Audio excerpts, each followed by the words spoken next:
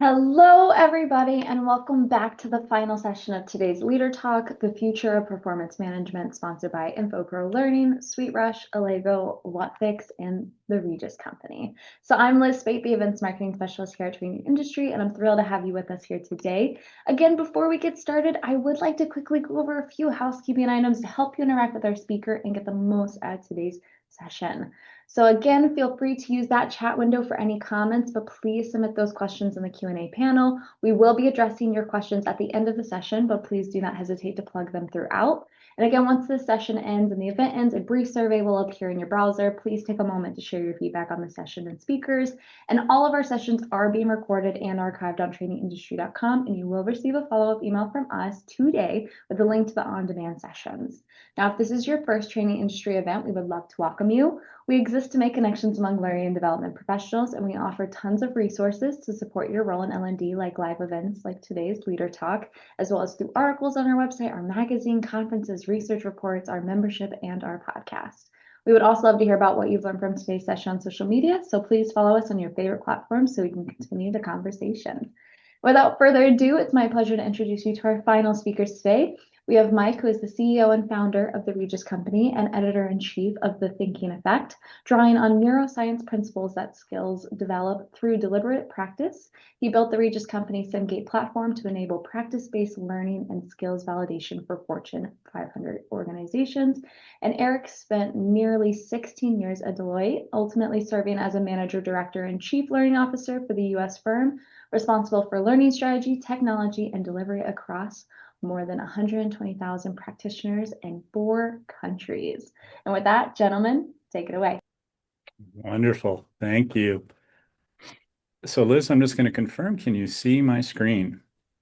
Beautiful, looks perfect. Wonderful. All right. Well, welcome everybody. I know you've had quite a long day and hopefully we can finish strong for you.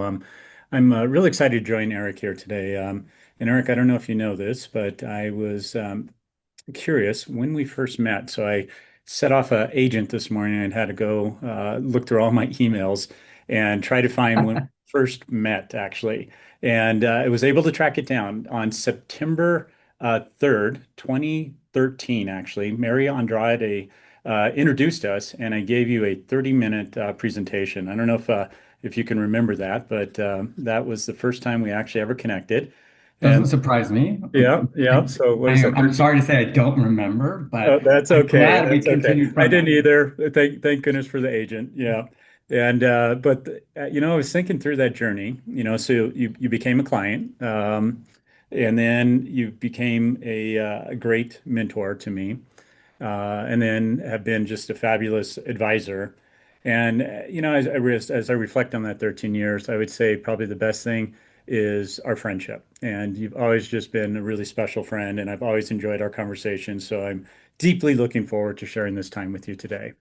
Absolutely likewise. You continue to challenge me, particularly as we're in this age with generative AI um, and as people don't realize Mike's background is in AI. I did actually start as an AI developer. Yeah, but that's when it wasn't really, very sexy or cool. It was back when it was all research. And so that was the 90s. So it is just blowing my mind today. So going to be really excited to share a little bit about that journey. So for everybody on the call today, we got a 4-part plan for you today. Part one, we're going to start with talking about data. And I often refer this to the new currency. But as I was talking to Eric, he actually said, Mike, data is not the new currency. It's actually probably skills insight. So I'm going to be really excited to have that conversation with you and unpack that a little more. Part two is around skills, specifically what skills are going to be needed as AI continues to evolve. And so I know this has been a big conversation. A lot of people have different opinions, so I'm going to share my opinion. And Eric, I know you're out there working with leaders of organizations all over the world, and so love to get your opinion on that. Part three is going to be what is the best way to capture skills data? And so we're actually going to talk a lot about simulations and simulations being a tool and instrument, not only for skill validation, but also for skill development. And then part four, we're going to have a little bit of a conversation around future of learning. again, with Eric's background, as he was serving as CLO of Deloitte, I think if I remember, Eric was around a mere 120,000 learners you're responsible for. So my guess is you had a lot of challenges during that era, but then you're spending a lot of time with CLOs today. And so really curious to hear your opinion on the future of learning and what you're hearing from other CLOs in the marketplace there. So our goal today is to go ahead and talk about the data portion of it first, and really that's going to be kind of the golden thread of everything we go through today. So Eric, I'm going to really put you on the spot here, and we talked about this currency, and I said, yeah, the whole idea is really around data being the new currency, and then really it's what we're both seeing. It's one of the top topics of L&D leaders today. Almost every CLO I'm speaking with, every learning leader I'm speaking with is always about a data conversation. So love to first hear kind of, are you hearing the same thing? Why is it a top topic and why now? And then if you can, I'd love also to get your insight why you don't think data is the currency, but skills, insights are. Yeah. So yes, it's a topic of multiple conversations, and I think data is a really integral element to how we need to evolve with the capabilities that AI and generative AI and agentic AI brings to bear now.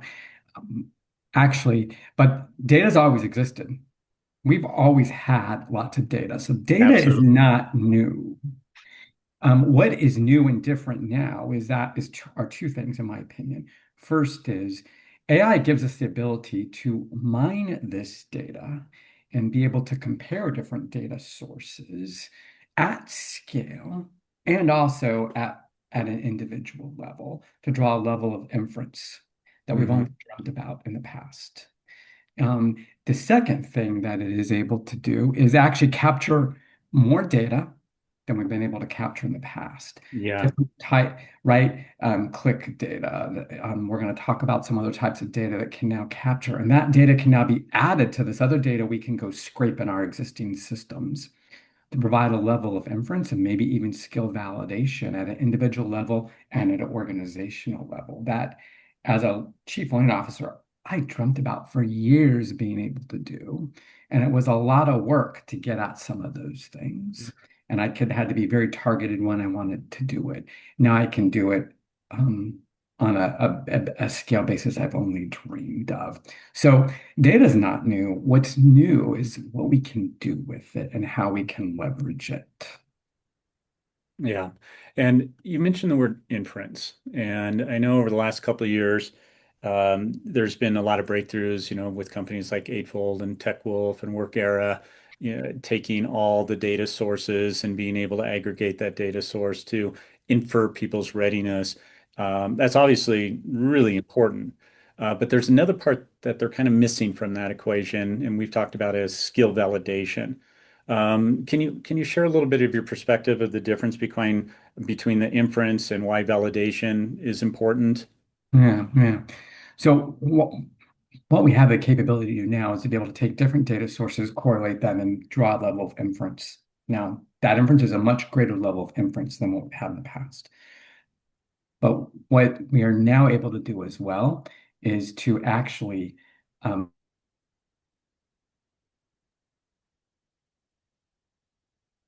and being capturing other types of data, different contextual situations repeatedly. And so we have the ability at scale, at an individual level, to actually test, do you have the capability to apply? And that is different than the past when we used butts and seats and passing a simple assessment as a proxy for Hmm. capability, for validation of capability. We all knew it didn't tell us much, but it was the best we had. Now we can actually use AI to actually test in different contexts. And we only know we can validate something when we see that someone has the ability to consistently apply in different contexts. And Hmm. that's what we're able to do now. And so we actually have the ability to start doing a level of validation that we've never been able to do in the past. Yeah. And one of the things that I really always admired about you, you've always been thinking about data. And like you said, AI today has been great because it can look at so many different data sources and be able to make sense or at least see some patterns. and then be able to present that back, to us. But before all of that, you did an amazing program at Deloitte where you did this huge measurement program that was really, really pretty game changing. Can you share a little bit about uh, what that whole program you did, that big validation initiative? Um, I I love measurement. I love data. It was always really important. So, um, and I think it's something that we as L&D professionals haven't always done really well. But it always starts with being really clear about what's the outcome and what would you see to know that people have learned and are behaving differently, and then figuring out how you can measure that. So one of the initiatives I did, I think this is the one you're referring to, is at Deloitte, we gotten feedback or concern about did our people have the right knowledge and skills in this particular area? We're a regulated entity, so that matters. We actually put together a 3-hour proctored assessment that I worked with a bunch of external assessment experts to create, that presented a variety of different scenarios where there was a range of good, better, best, and wrong answers. And we actually captured, as part of that assessment, captured a bunch of demographic data as well on the individual, their experiences, level, variety of different things. So through this process, I was creating data Mm-hmm. that allowed me to have a lot of different correlative opportunities to look at, does this impact performance? Does this impact performance? Does this impact performance? And I tested performance by creating all these different practice-based scenarios where people would apply. I could see did level, what type of work, what type of background, etc. Mm-hmm. It gave us incredible insights into making choices about what was needed to further address gaps. It took 12 plus months, if not more, to actually Mm-hmm. develop that assessment and to test it, and to do it. Today, we could do Mm-hmm. that much, much, much faster in a matter of weeks. And it could be adaptive. It was the same assessment for everyone I put through it, right? Yeah. And so, um, I was pushing the edge back then, but now we'd be able to do it with, we'd be able to do it with much even greater level of accuracy and validation. And I believe the insights would be at a more finite level. Yeah. Well, that's a great setup for talking about our next topic here around behavioral telemetry. And to Eric's point, building those types of programs like he built at Deloitte took a long time, a lot of money. And what we're already seeing with the advances of AI is being able to gather a lot of different data and be able to play that back not only to the learner, but play it back to the organization very quickly. And underlying all that is this area of research, or actually, it's not even research anymore. It's happening today called behavioral telemetry. Now, the word behavioral telemetry is not new. It actually started in the 1960s around human monitoring. Actually, Harvard researchers created it. And then you've heard of telemetry, obviously, in the space race. 1980s, it became the backbone of like commercialization, even wildfires, being able to understand kind of behaviors of how these things start across the country and so forth. And then it really started moving into the digital world in about 2000, and it actually entered digital and game telemetry. And the first major breakthrough actually came from Microsoft in 2007 when they introduced Halo 3. They actually re-engineered it as an architecture around behavioral telemetry, capturing all this data about how the players are going through the game and so forth, so they can really kind of personalize that and make it a more richer experience. And then, of course, recently we're seeing it everything in predicting patient outcomes. And what we're really excited about here at Regis is we're really introducing behavioral telemetry into L&D. And so we really believe that behavioral telemetry is the frontier of L&D, really predicting readiness. And why is this important? Is it helps learners grow because they need better data. It helps learning leaders because it helps them understand where to invest. It helps stakeholders because they understand the impact that learning is having and who's ready. And most importantly, there's this big buzzword going along around everywhere around personalization. Everyone's really excited about personalization. And right now, it's kind of the feeling of this sitting with an AI bot is personalized. Well, that's the start of it. But think about what really is needed behind creating a truly personalized learning experience. You need lots of data and lots of different types of data. And so let me kind of describe what I mean by that. So behavioral telemetry is capturing data of what people do. So how they make decisions. That means how are they making decisions across different situations? As the situation evolves, how does their decision making evolve? And they also get into how does they take the feedback and be able to bring that into the experience. So how are they responding to the feedback they're getting? And then ultimately, how are they acting in those real situations? So what it's not measuring what they say they know. So that's one of the problem with inference alone is it's a lot of self rating type of information or some older stuff like badges and certifications, all important, but it's still missing this validation portion. So now imagine being able to give learners insights around their decision analysis. How are their decisions improving over time? Imagine giving learners insights around, hey, these perspectives you tend to gravitate towards, you tend to have a bias towards, or you kind of have these tendencies in your behavior and you exhibit this type of decision making in these certain situations. Or, hey, this is what it picked up on your tone, your language, your eye contact. And probably the most important part is these are how your mental models are starting to shift. This is how you used to think about the situation, and now it looks like this is how you're starting to think about it. So this is what we mean by behavioral telemetry. Obviously, pretty darn powerful. So summarizing this a little bit, and Eric, love to then pull you into some discussion around this as you're thinking about this is think about the traditional measurement, like Eric and I were talking about, 15, 20 years, data is not new. But that's really around tests, quizzes, certification. And then building on that is been the last couple of years, with some of those skills intelligence platforms that is really around skills inference and analyzing patterns and gaps. What we're talking about here today is skills validation. And this is really where behavioral telemetry comes in. And this is taking that decision and behavioral data and be able to not only infer, but predict someone's readiness.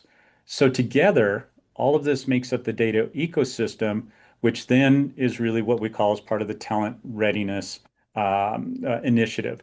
So, and Eric, I'll come back to this in a moment, but I'd love to show people really what this looks like and feels like.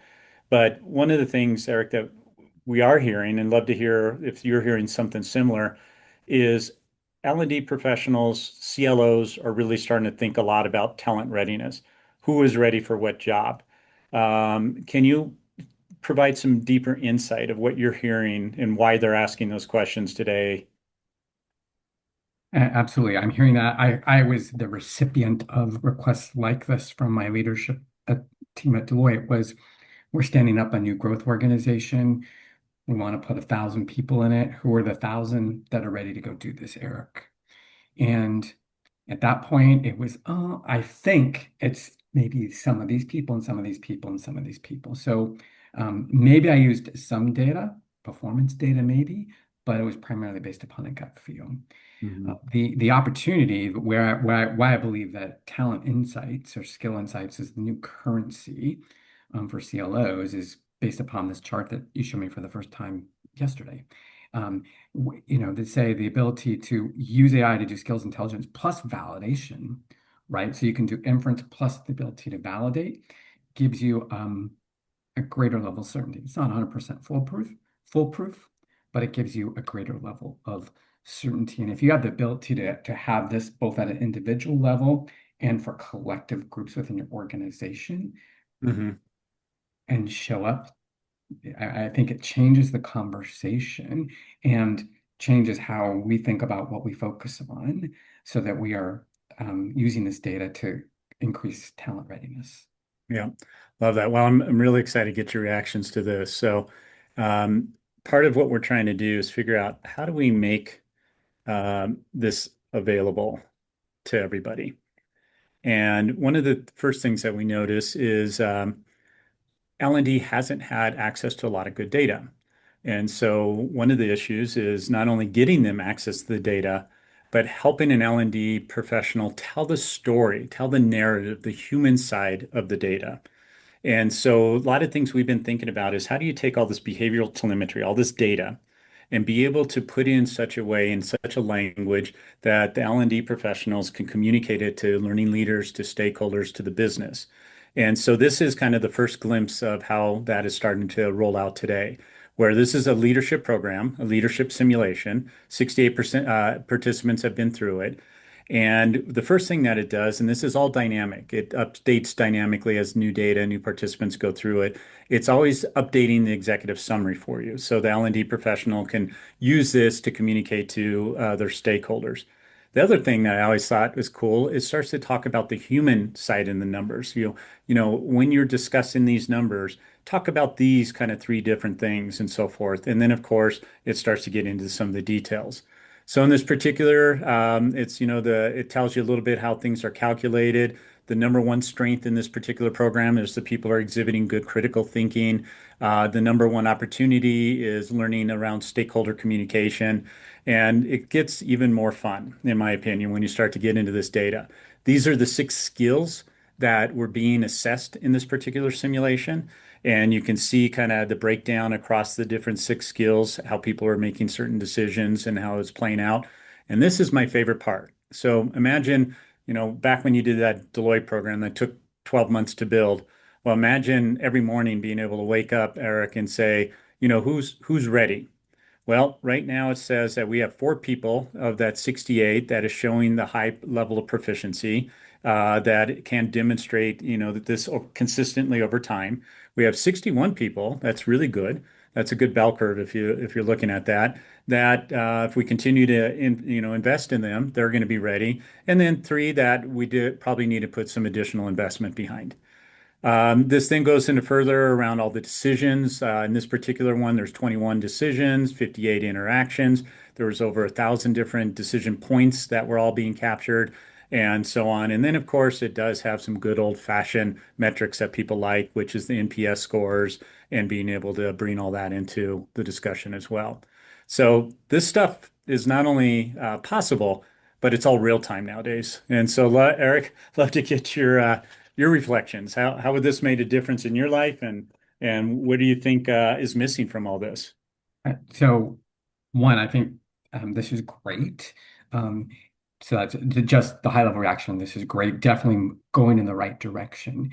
Why? Because we know the employees don't want just generic development. I used to use a metaphor with my executive team, and we need to move from bus to bicycle in terms of how talent is developed. Hmm. They want training that clearly helps them grow and perform better. Something like this becomes the basis for truly creating personalized, adaptive development plans to a unit of one, which at scale is amazing. Second thing is that makes it great is the ability then to look at this by collective populations and to say, gosh, let's target these ready. Let's do more focused development for these. And maybe it's not more formal development, more it's things like, okay, let's move, think about using this with top leaders. And you've created a simulation, you're able to capture data, and maybe it's multiple simulations and you grow that data over time, and then you can move people around and think about their development experiences. So the opportunity to use this for talent management, talent movement, talent development on a collective to know where gaps are, where you got strengths in your population, et cetera. That's what you can start becomes talent insights that a Hmm. CLO, skills intelligence that you can bring to the table that has significant value. And then you can use that to say, where do we need to invest? What do we need to do? How do we continue to move the ball? Yeah, It's a baseline that you can evaluate over time. makes sense. So, keeping us on time here, I'm going to move us into part 2 now. And Eric, this is kind of where we want to dive into really what are the skills that people need, and what do we want to capture more data around to see if they're actually developing these skills? Because in an era of AI, we're starting to realize we're going to need some different skill set.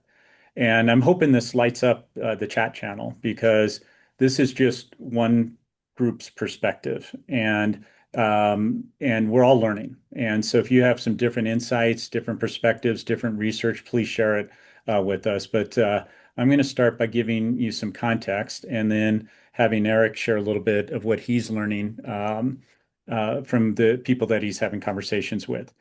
So, how this works here, or how we're thinking about this, is as AI advances, L&D must change their focus from really teaching a lot of that knowledge level learning that AI is going to do a fantastic job, that in the flow of work, performance management, knowledge management, all of that AI is going to be so well suited for. It's already addressing many of those problems, and it's going to be in every device, every piece of software that's going to be out there is going to be able to answer people's questions at the time of need and help them kind of think through things. That is fantastic. I'm talking about something a little bit different here. When we have to help people develop these deeper cognitive skills, and that's what we mean by going deeper. And at the base of this is where we're talking about emotional self-awareness and emotional intelligence. So why is this important? Well, in our opinion, we believe we have mass confirmation bias at scale. Okay, mass confirmation bias at scale. What I mean by that is we've never seen anything like this. And you feel it every time you go into any of the large language models, ChatGPT, Gemini, and Claude or whatever. It says nice things to you, and it agrees with you, and it makes you feel like you're the smartest person alive sometimes, and that's great. And so where does self-awareness and emotional intelligence comes in? Well, without it, it's hard to be aware of these blind spots, our bias, these emotional triggers. And then we might just accept what AI is just giving to us and really miss what it's distorting. Without self-awareness and emotional intelligence, when we're under pressure, when we're confronted with ambiguity, conflict, that's where these skills really shine because it helps us step back and really kind of understand how our own maybe narrow perspective bias could be influencing some of our thinking. The next level here up is the critical, creative, and systems thinking. Like to call this kind of the judgment discernment layer. And so critical thinking is needed to interrogate AI outputs, where creative is to see what AI is not seeing. Yeah, I don't know if you've seen that a lot, but sometimes you're asking questions and it's just missing it. And so that's where your creativity comes in to help guide it to expand its own search and thinking as well. And then, of course, systems thinking being the fulcrum that balances critical and creative thinking and helping to think through short, long-term, and unintended consequences. Layer three is getting into the more visible skills that other people can actually see, like your decision making and your problem solving. Are you becoming a better decision maker with the use of these tools? Are you able to solve more problems and a variety of problems because of the use of leveraging these tools? So just real quick, just kind of categorize this. Think about the base as your foundational skills. Your next one is sense-making skills and then value skills.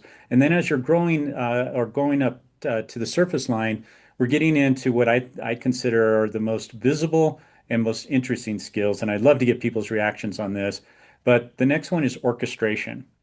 Now, I have about 4 or 5 AI tools that I'm working on with all day long. I mean, I'm not ever not in AI tools. And I got all these agents. Sometimes I got 4 or 5 agents going doing different things, and I'm orchestrating what they're doing. I'm taking the different information, feeding in different agents, and having it go off and do things. Cognitively, I'm crazy exhausted at the end of the day, probably more tired than I've ever been. But there's a big productivity gain, but it's all through orchestration is a skill that I'm learning as I'm learning how to use these tools with the ultimate goal of becoming more agile. And really the agility is what keeps everything below the waterline current. So think about it this way, with the foundational skills without agility, really calcifies your heart and mind. You're not going to be very self-aware and so forth. Without agility, sense making without agility makes you're confidently wrong. We've all met people that are really confident about the wrong information. Not a good thing. And then take the value skills layer. Value skills without agility delivers answers to yesterday's problems. And so being able to continually adjust, it makes a big difference here. Now, Eric, I'd like to bring it back to you because I know you had an interesting conversation with Ethan Molek recently, And he has kind of a different perspective on this. Maybe he might agree or disagree with some of this, and love to hear what you learned from that conversation and what your own thoughts Yeah, are. yeah. So I was at a conference with him a couple weeks ago, and for those of you that don't know, he is Professor Wharton. He specializes in AI. He wrote the book Co-Intelligence. It was a New York Times bestseller, but and sort of well known in this field. Um, his point of view is that there's two enduring capabilities that we need to think about, and how do we build those capabilities? And I think it's in alignment with your iceberg, Mike. One is learning agility, and second is decision quality. And that those are the things that we as humans in the loop, can do that. Learning agility it has that ability to how do you adjust with new data, with new insights.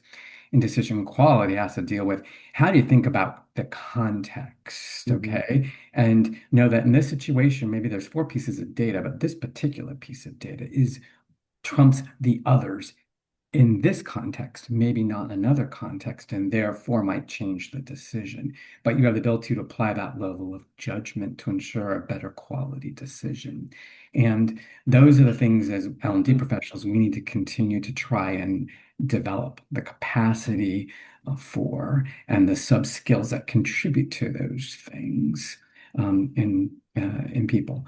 The other thing I've been hearing as well from just as I talk to CLOs is this new view on leadership development, which is that we now need to view leadership development as thinking about the team I lead and how do I get high performance out of that team as a team of people and a team of agents.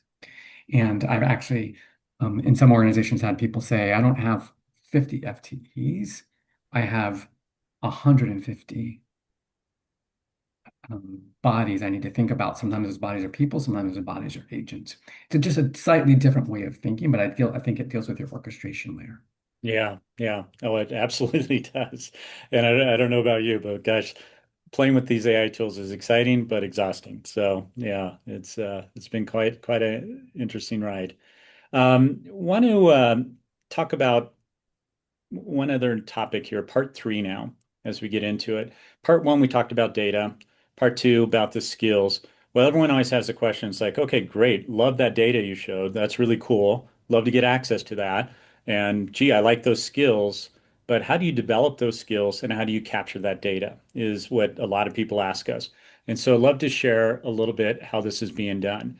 So programs that used to take months, if not years to build, can now be stood up within days. And that's what we're talking about here is a new type of simulation that is really focused on both skill development as well as skill validation. And what is a simulation? And let me break it down here and just talk a little bit about the DNA. A good simulation has realistic challenges, things that just feel emotionally engaging, realistic to the learner, something that pulls their heart and mind in to making a decision.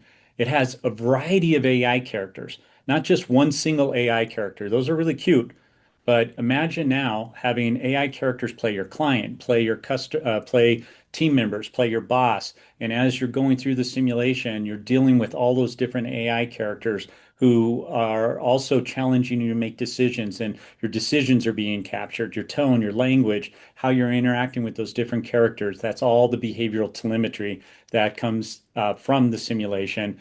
And then ultimately, what keeps it engaging is the game mechanics. So being able to be able to have rounds and levels and to guide people through and to create that level of personalization with structure. And so, in a nutshell, what does a simulation feel like to people? Often it has various levels or rounds of decisions. Each decision builds on the previous level's decision, so it gets progressively more difficult. And all of those decisions roll up to go in to KPIs and show you the impact your decisions are having on morale, for example, or profitability or client satisfaction. That's what makes a simulation simulation. Now, if you're looking at this, you're probably in the back of your mind saying, really cool, but how in the heck are you going to build something like that? That sounds expensive and it sounds time consuming. It sounds difficult to build and all of that. Not anymore. And that's because of AI and specifically this new instructional philosophy called fluid design. So, where Addy obviously brought this very linear, sequential way of thinking, fluid design takes advantage of agentic characters. So imagine a world that you have a collaboration aspect where you're collaborating with AI who is a expert in simulation design. And then you have a second portion as you're collaborating, it's generating content. It's generating the simulation for you in the generation space. And then everything that it uses and fuses together is in the fusion space. And so let me maybe kind of show you a little more what this really looks like. So think about it this way. As I'm interacting with this, I have various agents, and each of these agents are going out and doing things behind the scenes for me. One might do some research for me, another might build the prototype for me, another might help me in my design decisions, another might actually go and conduct interviews with subject matter experts. And so I want to show you all that here in just a second. So lastly, um, let me go ahead and get that over to here. All right. And Eric, as I'm getting the screen loaded up, any quick questions on that? And I'm going to bring this down so we can all see what I'm talking about because pretty Like much, right now, we just see the Grand Canyon or whatever canyon oh, this is. oh yeah. Well, that's Lake Powell. Oh, Yeah. Lake Powell, very low. Yeah. It is low. Yeah, it's actually a little shockingly low right now. Okay. Okay. All right. So hopefully you can now see my screen here. And so again, this is my collaboration area. So this is where I'm actually collaborating with a AI uh, design expert that understands everything about building simulations, everything from scoring to tying it to KPIs to providing feedback. And so as I'm making decisions, it's actually, we're walking through this together. It's then building stuff for me. So it says, before we move on, can you take a moment to review some of the things it created? Now, before our session here, I loaded it up with some source material.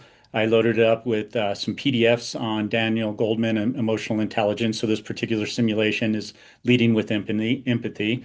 It gave us some spreadsheet data, gave us some PowerPoint. So whatever you have access to, it could be SCORM files, and you just load it on that up. And then it starts to create things. It says, based on everything you loaded up, here's a project briefing.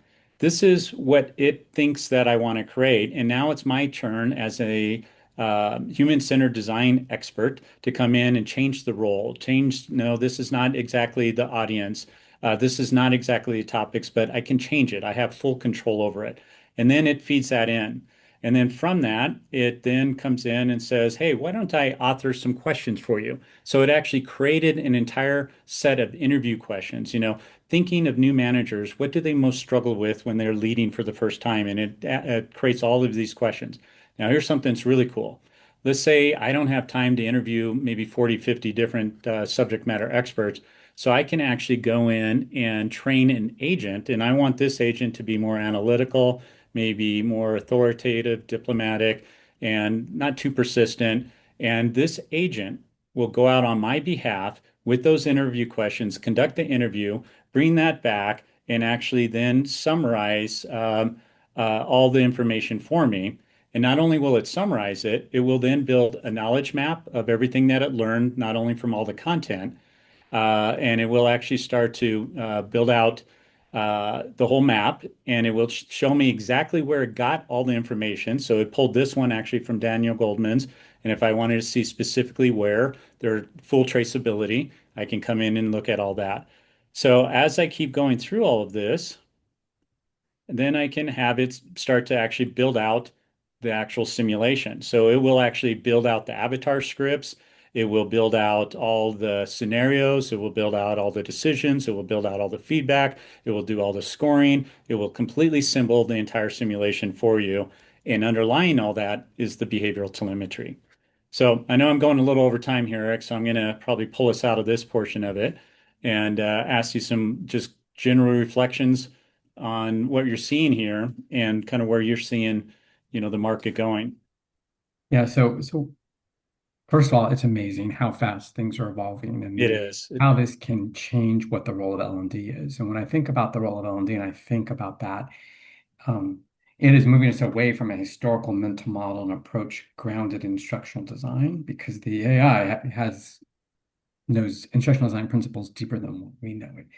And Yeah. it moves us to being thinking about the conditions for learning and creating um, thinking about how does that learning need to happen and making sure all the right pieces are going to happen, right? It moves us to being architects from being instructional designers. And I think that's a really critical shift and has implications for how we think about our teams and the skills and that type of stuff.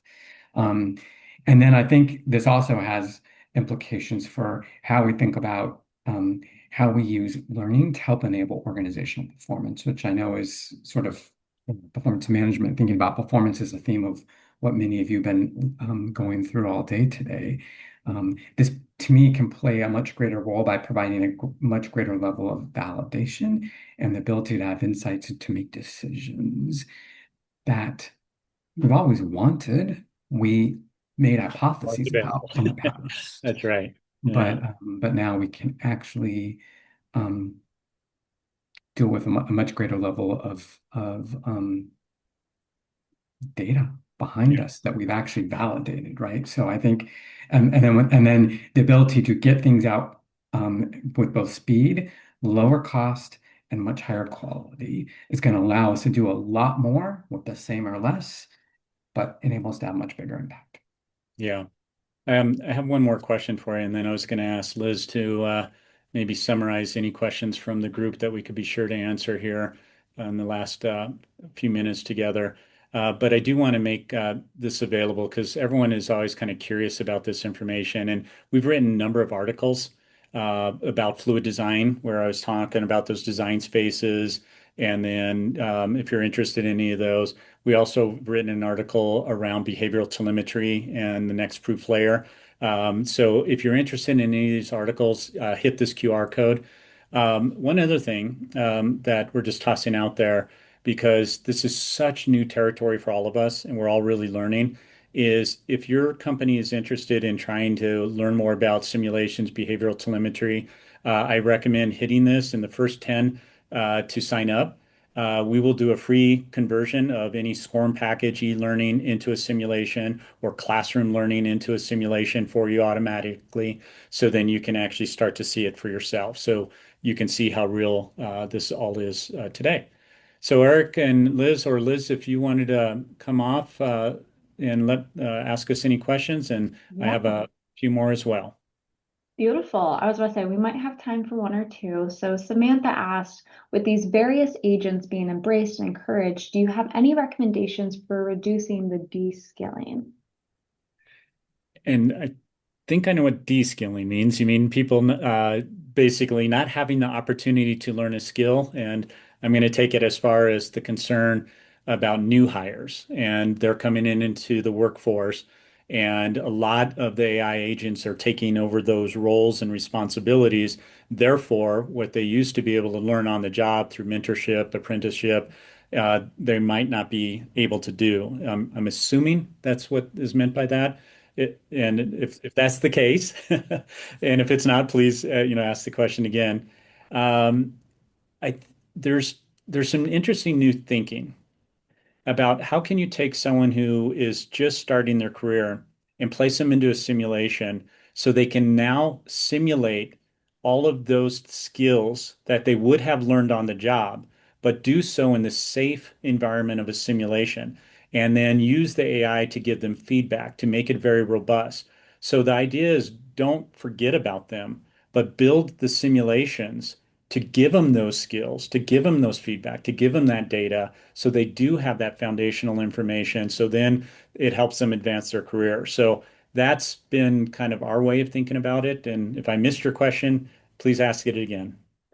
Yeah. I think we have time for one more question, and they were specifically talking about losing the skill. But I do want to hop over to Valentin. I hope I pronounced your name right.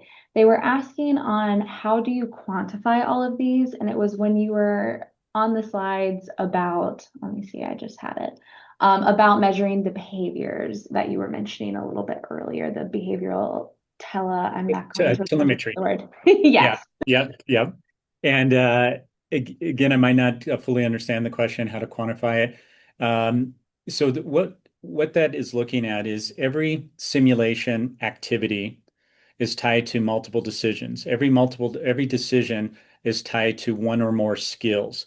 As you're being presented with those different situations, you're being rated on what choice did you make in that decision. And then it also has all of these what are called extensions, like what perspective might have influenced your decision. How did you take the AI feedback and incorporate that into your decision?